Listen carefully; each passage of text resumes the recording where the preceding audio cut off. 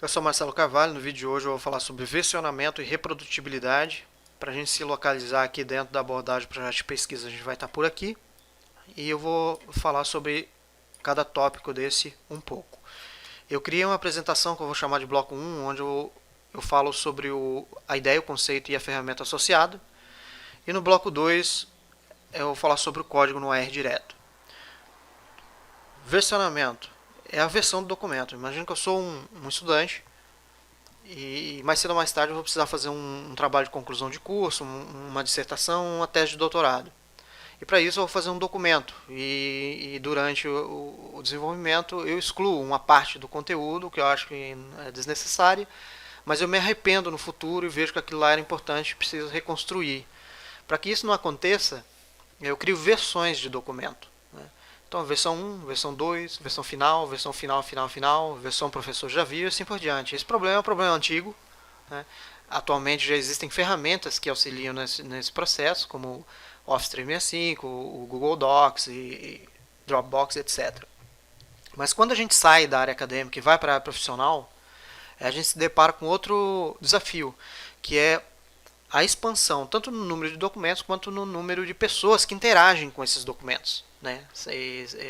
Entre outras necessidades. Ok? Para citar um exemplo, eu trabalhei, eu já não trabalho com muitos, mas eu trabalhei com 27 projetos de melhoria contínua e com mais de 100 pessoas interagindo. E olha, eu confesso que, principalmente no início, é muito trabalhoso e muito difícil, né? É uma etapa crítica no ambiente que envolve conhecimento, é uma etapa crítica porque envolve propriedade intelectual, e é uma etapa crítica porque envolve ambiente de atualização constante, principalmente quando se trata de desenvolvimento de software. Né? Então, para isso existem ferramentas específicas, e a ferramenta que a gente usa é o Git. O Git foi desenvolvido pelo Linus Torvalds, que desenvolveu inicialmente o kernel do Linux, que serviu como base para o desenvolvimento do sistema operacional Android, utilizado em smartphones ao redor do mundo. Né? Sem dúvida, é um personagem histórico na computação. E a ideia aqui é de ferramenta a gente vai utilizar. Reprodutibilidade. Remete à descoberta científica. Imagino que eu leio um artigo, me interesso, reproduzo esse experimento, ele funciona 100%. Isso é bastante comum. Né? E essa descoberta científica ela pode ser usada para fins generalizados, é diferente do invento, né, que é utilizado para um fim específico. Parece que ficou meio abstrato, vamos colocar um exemplo. O caminhão, ele é um invento, ele é usado para um fim específico, é transportar um produto de um lugar para o outro. Mas ele é carregado de descobertas científicas na construção, né, que permite a melhoria desse caminhão.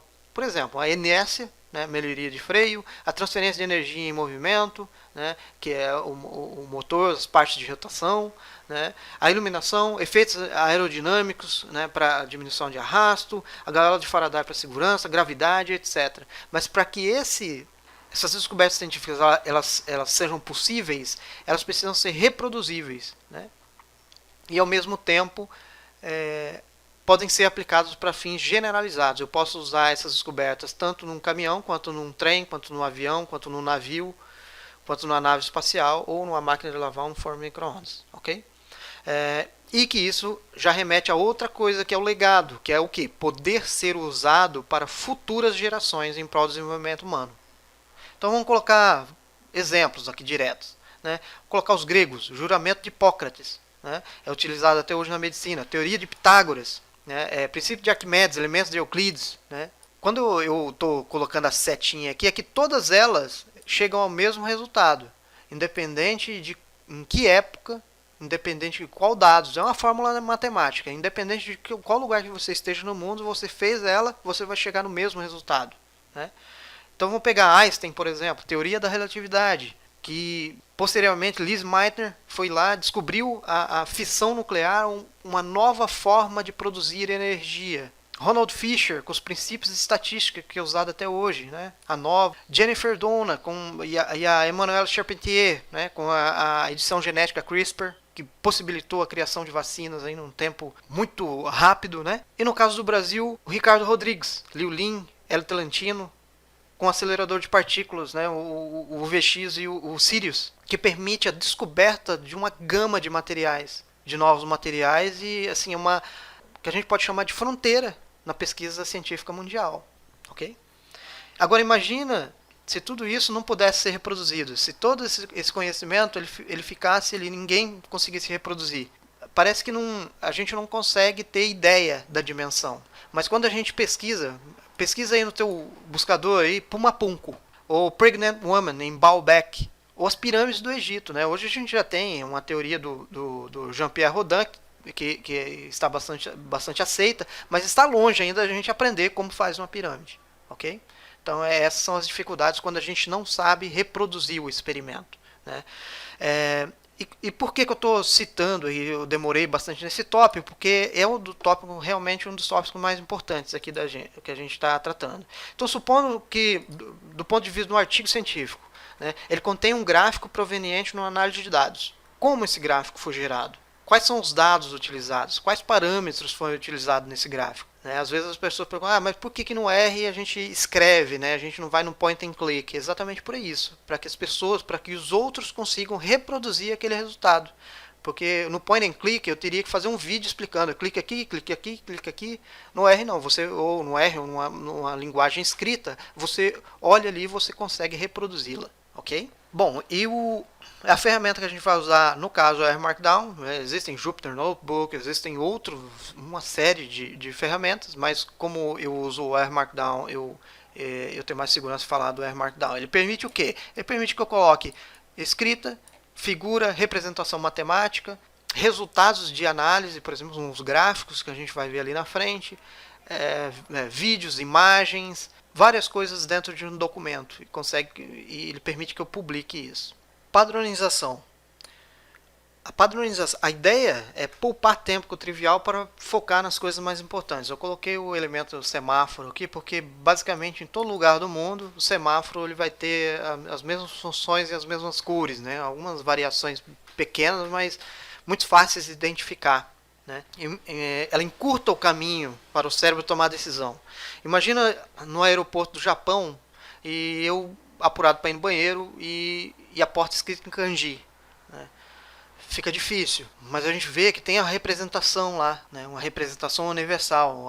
Isso facilita. Ela usa regras e normas, né? A regra e norma ela possibilita a harmonia no ambiente. A mudança exige adaptação no cérebro. Se for por motivo trivial, isso causa desconforto e estresse. Imagina um ônibus passando cada dia num horário diferente. Né? O cérebro ele precisa ficar se adaptando e aquilo ali que para mim é o trivial, né? Pegar um ônibus e ir para o trabalho, ir para a escola, ir para algum lugar. Okay? Por isso existe um padrão. E isso, voltando para a área de pesquisa, imagina que se cada vez a gente recebe os dados em formatos diferentes, a gente vai gastar tempo no trivial, que é formatando aquilo ali, a representação, ajustando aquela representação, para depois gastar outra parte do tempo na análise de desenvolvimento. Okay? Outra coisa, repetição, ela possibilita a repetição. Né? Isso cria hábito, o cérebro vai para o automático, é como se fosse dirigir o carro. Eu não vou ficar olhando mais para o câmbio, para o acelerador, para a seta, isso é tudo automático. Estou dirigindo ali, estou olhando para frente e o resto do cérebro já... Por quê? Porque é padrão praticamente em todos os carros. Imagina se cada carro fosse diferente.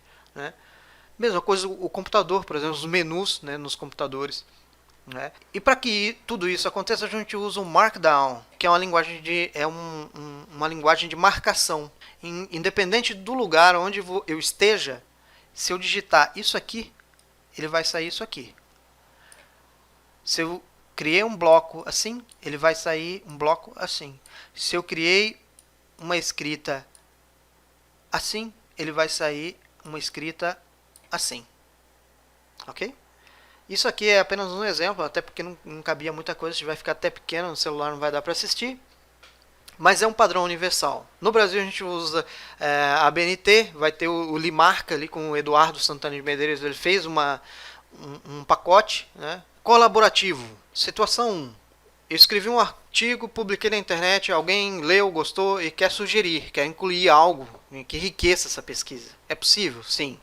Situação 2. Eu fiz uma parte da escrita, o João a matemática, o Linus os códigos de computador, a Maria o design, o professor a provocação e orientação. Isso é atividade multidisciplinar, né, e que a gente vai usar para o resto da vida. Isso é possível fazer? Sim. Situação número 3. Negociantes do mundo todo gostam de perfis no GitHub, pois podem avaliar o trabalho de alguém, pode convidá-lo para um negócio conjunto, pode convidar para uma pesquisa conjunta, para uma entrevista de trabalho, etc. Tá? Então eu estou colocando GitHub aqui porque a gente tem essa é a ferramenta que eu trabalho, mas tem GitHub, Bitbucket, GitLab, várias outras ferramentas, ok? E eu coloquei negociantes ali porque é exatamente para remeter lá atrás. A rota da seda na geração da Renascença, né? E qual que é a ideia? A ideia é ser um lar para essas pesquisas e compartilhar essas pesquisas e criar essa colaboração. Então essa é a ideia. Comunicação é a forma com que eu vou comunicar o resultado dessas ideias que foram geradas, desse conhecimento, né? Pode ser em HTML, pode ser em PDF, pode ser em Word, pode ser em Poster Scientific, pode ser em livro. Esses são alguns, né, exemplos. Existem outros. E as ferramentas que a gente vai usar, o Pandoc, né, que a gente nem mexe com ela, deixa ela lá, só instala. Né? Quando a gente instala o Markdown, ela já vai junto. E eu coloquei aqui como ideia a conversão de moedas. Né? Mas ela não converte moedas, ela converte tipos de documentos. Então ela vai converter o Markdown aqui nesses vários tipos de documentos. Ok? Que o Pandoc foi desenvolvido em Berkeley. Tá? Próximo passo. A gente vai fazer o seguinte, vamos para a prática agora. A gente vai criar, a gente vai baixar o Git primeiro, baixar, configurar ele no RStudio. Depois a gente vai criar um repositório, uma pasta no GitHub. A gente vai copiar o endereço dessa pasta, a gente vai baixar essa pasta no nosso computador, fazer a edição dos documentos, subir essa pasta de novo para o GitHub com as alterações que a gente fez. Então aqui ó, a gente criou uma pasta vazia, trouxe aqui para o nosso computador, fizemos todas as alterações, voltamos ela atualizada para o GitHub. Outra equipe, ela vai baixar também essa versão já com o documento que eu fiz e adicionar elementos nela. Então, por exemplo, o Linus vai lá e coloca os dados de código, a Maria o código de design, né, e o João a parte da matemática, e todo mundo vai lá e sobe novamente através de um pull request, sobe novamente para o GitHub e aqui está o documento atualizado. Todos esses personagens eles vão ter aqui o controle de versão, todos eles as mesmas versões, ok? Bom, então vamos lá. Primeiro passo, então, vamos pegar aqui, ó. A gente vai buscar aqui Git. Então a gente vai baixar o Git, instalar o Git. Na hora de instalar, ele vai pedir para... No final da instalação não, mas ele vai pedir para você colocar o usuário e o e-mail, para ele associar quem que está fazendo essa solicitação de subir o documento, de baixar o documento lá do teu GitHub. Então a ideia é que o mesmo nome que você coloca lá no GitHub, eu coloquei Marcelo Carvalho, endereço marcelocarvalho @github. É interessante que eu pegue esse mesmo nome, esse mesmo e-mail e coloque também no Git, ok? Se você não fizer, o que vai acontecer? Na hora de você tentar subir a pastinha, ele vai pedir para você fazer isso no RStudio lá. Eu vou explicar depois para ver como é que acontece, ok? Então vamos lá. É porque eu não consigo fazer esse procedimento, porque eu já tenho instalado, tá? Então, mas tem vídeos explicando, muito fácil de fazer. Então vamos lá, fiz isso, agora o próximo passo, GitHub. Se você não tiver o GitHub, é só buscar aqui no Google, aí ele vai chamar esse link aqui. Entrou aqui, né? Perfeito, ele já vai estar aqui. Como eu já tenho, né, ele não vai no meu perfil direto aqui, mas ele vai abrir uma pastinha ali. Eu consigo entrar aqui, ó, New. E eu vou criar uma pasta. Não, vocês não precisam fazer isso, porque eu que estou criando aqui, tá? Mas se você quiser criar também uma pasta para depois você usar, então eu vou colocar, ó, teste reprodutibilidade. Ok, então ele já disse, ok, já é possível fazer. Eu vou colocar, ó, material para teste reprodutibilidade. Ok. Eu vou criar como público, eu posso criar como privado também, mas eu vou colocar como público e vou criar o repositório com leia-me aqui, com readme, ok? Então eu vou só trocar o nome aqui, ó, para colocar aqui, ó, só para depois a gente troquei o nome aqui. Eu não vou colocar, vou colocar, vamos colocar teste para documentos reproduzíveis, para a gente ver como que saiu lá depois. Eu consigo colocar aqui os motivos e tudo mais, mas não vou colocar nada, só para aparecer ali para gente. Então, perfeito, já criei a pastinha aqui, já tem essa pasta. Eu vou copiar o código. Ó, vem aqui em Code e vem copio. Copiei. Vamos lá no R. Bom, no R, eu vou em Tools, Global Options, e vou verificar antes se tem o Git aqui. Tá vendo? O Git já está aqui, ó. Tá? Quando eu instalei ele lá, o R já detectou, ele já está aqui. E é interessante que ele tenha Enable Version Control Interface for RStudio Project. Por quê? Porque quando eu for fazer, aqui ó, File, New Project, ele vai abrir essa opção aqui, ó, Version Control, clica aqui, ele vai abrir Git, ó, clico no Git e vou copiar, não, vou colar, lembra que a gente veio aqui, ó, copiou aqui, eu venho e colo aqui dentro. Ele vai criar a mesma pasta que ele está lá em cima, na nuvem, ele vai criar aqui no meu computador. Então, vem Create Project. Já fez, já criou e eu já estou trabalhando com aquela pasta lá. Ele já foi lá, já buscou lá na nuvem os dados e já está trazendo aqui para mim.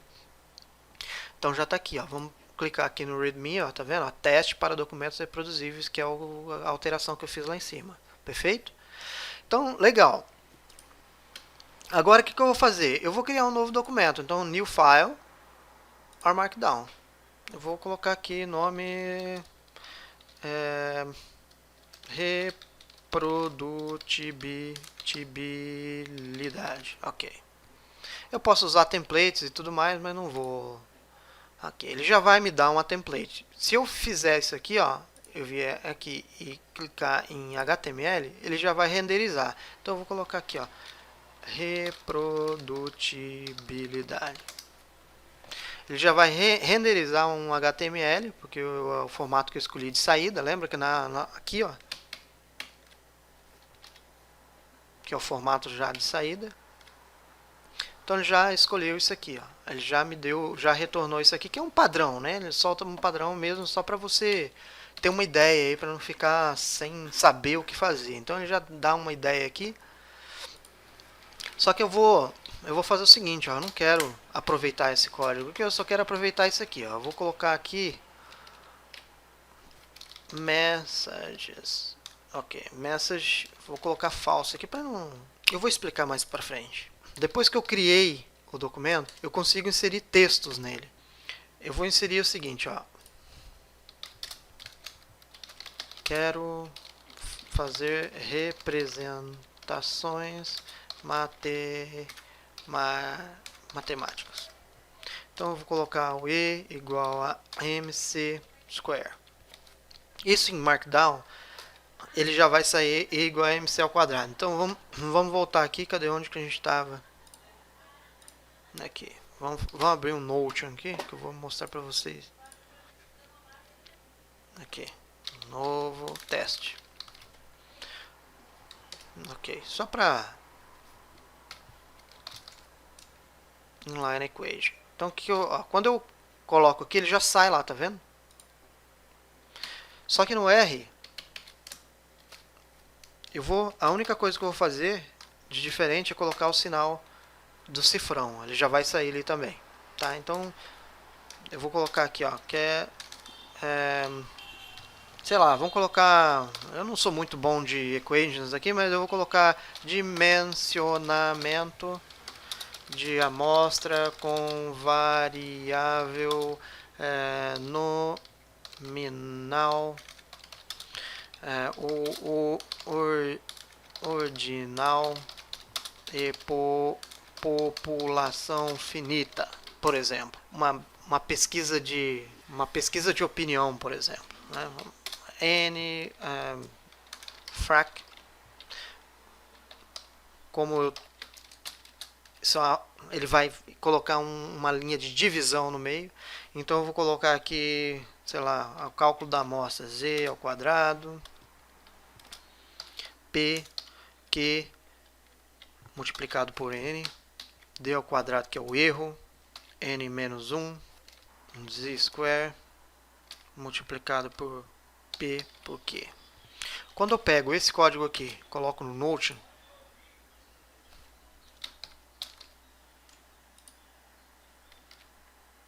ele já sai o valor ali, tá vendo? É a mesma coisa. Quando eu coloco ele no R, ele também sai aqui o valor para mim. Tá certo? Depois é só ver como que isso aqui vai renderizar. Então vamos supor que agora eu quero fazer outras coisas. Eu quero adicionar, não chega de expressões, eu quero fazer o seguinte: reproduzir experimento de Fisher. Então vamos fazer o seguinte, claro, né, que não é só tô brincando aqui, mas eu vou colocar o seguinte, vamos usar o íris então. Só que para isso eu vou fazer o seguinte, eu vou usar um code chunk.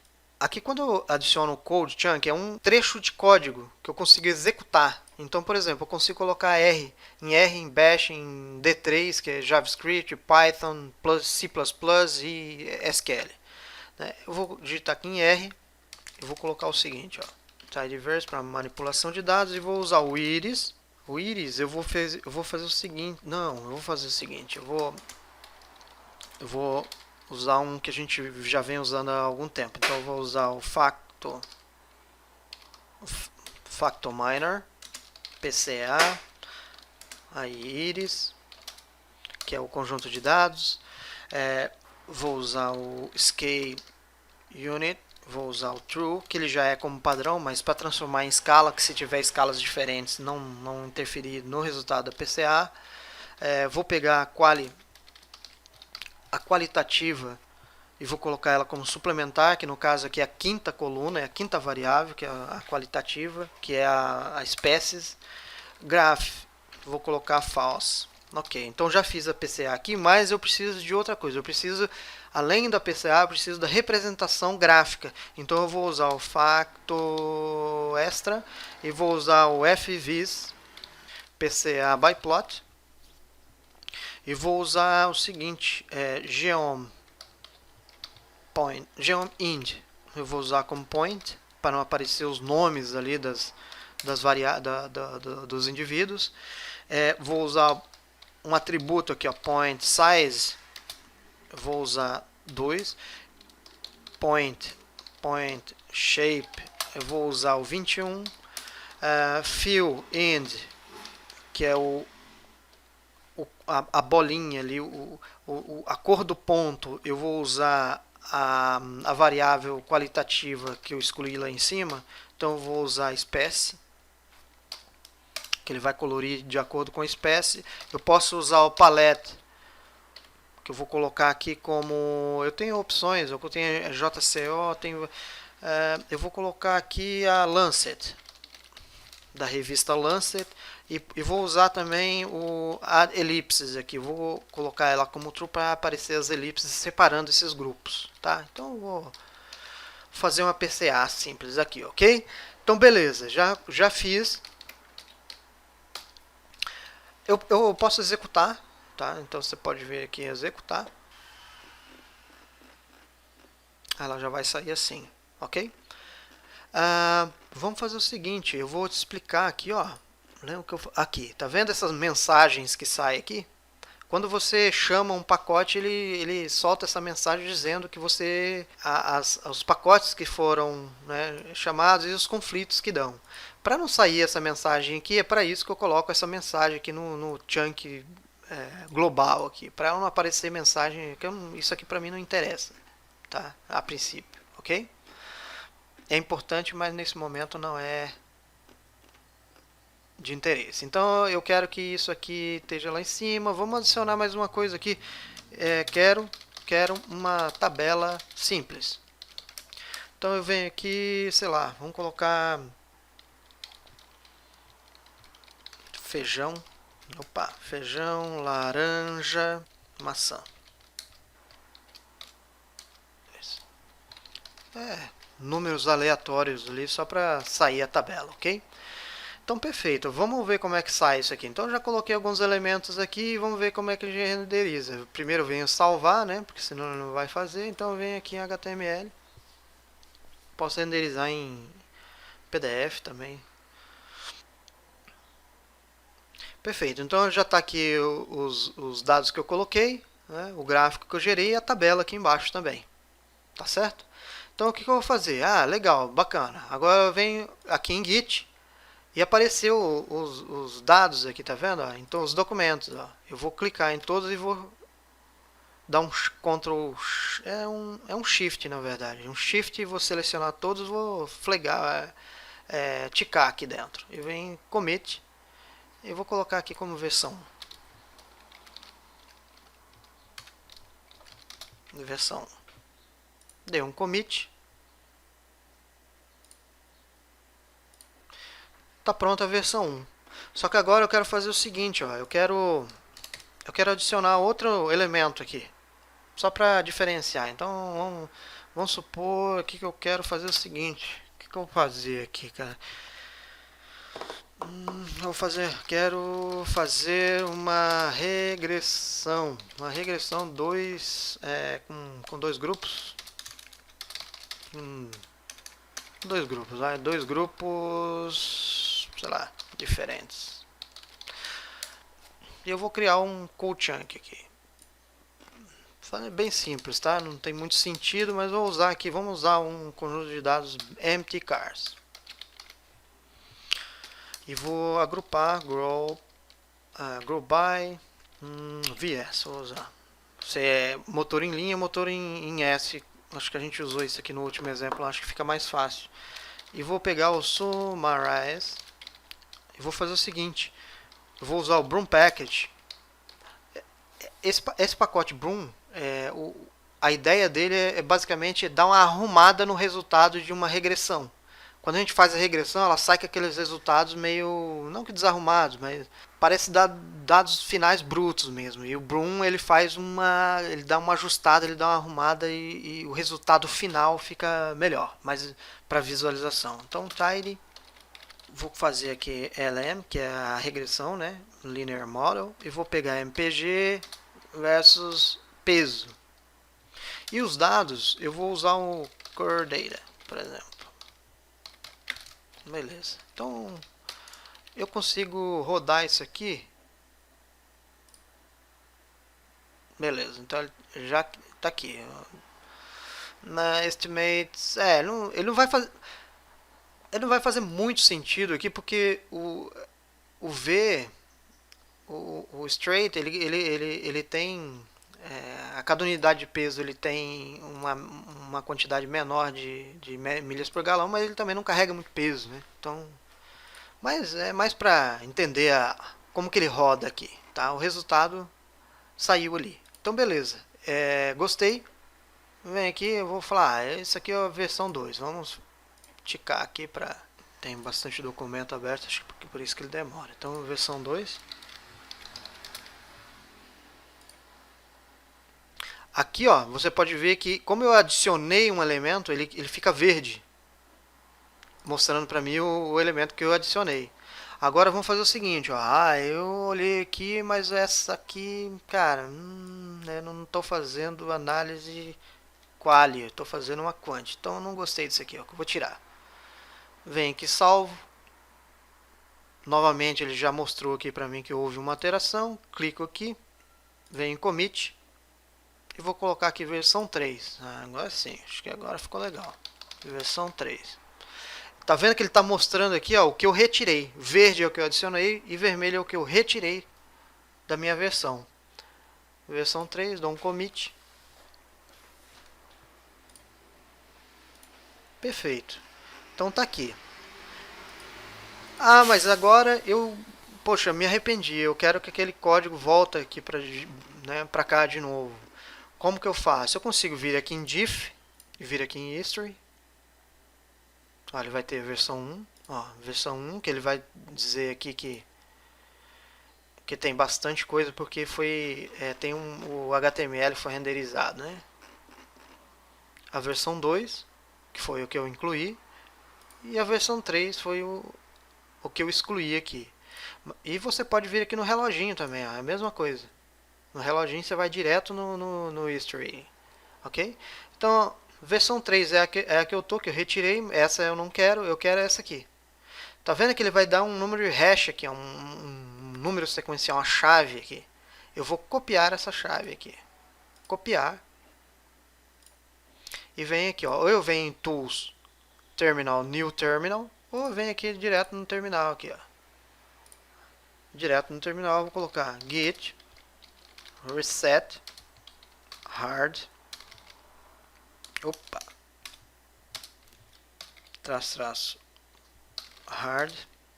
E vou colar um paste. Vamos fazer o seguinte, ó, vamos olhar aqui. Aqui é a versão que a gente está. Então vamos dar um enter. Aqui é a versão retornada, tá vendo? Já voltou aqui o código que a gente tinha tirado. Perfeito? Legal. Fizemos isso aqui, voltamos a essa aqui é realmente a versão que eu quero. Agora o que eu vou fazer? O próximo passo, vamos voltar lá na apresentação. Que é o seguinte, ó, a gente fez as alterações, está todas as alterações aqui. Agora eu quero subir esse documento de volta lá para a moradia dele lá no GitHub. O que eu venho fazer? Eu venho aqui, ó, clico nesse botão aqui. Ele já vai subir isso aqui lá para a nuvem. Perfeito, já subiu, sumiu daqui. E vamos ver se ele apareceu lá.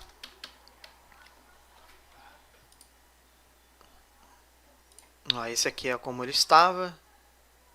E esse aqui é como ele está agora. Versão 1, versão 2, versão 1, 3 minutos, 6 minutos, e etc. Vamos dar uma olhada aqui, ver se está aqui, ó. Olha lá, está o documento lá com o nosso dimensionamento para análise qualitativa também. Perfeito? Então ele já saiu lá. Ok? Ah, agora outras pessoas querem fazer. Ela pode vir aqui em fork ou ela pode vir aqui em copiar esse código. Vai lá, copia o código na sua máquina, vai lá, faz a alteração, coloca alguns detalhes, solicita. Quando você for subir, ela vai pedir para você fazer um pull request.